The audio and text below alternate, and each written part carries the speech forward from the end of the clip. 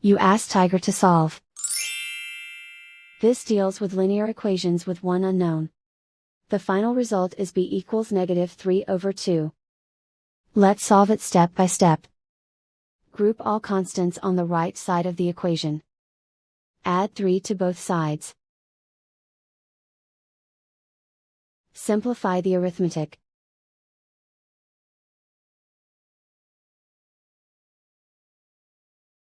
Isolate the b. Divide both sides by 4. Simplify the fraction. Find the greatest common factor of the numerator and denominator. Factor out and cancel the greatest common factor.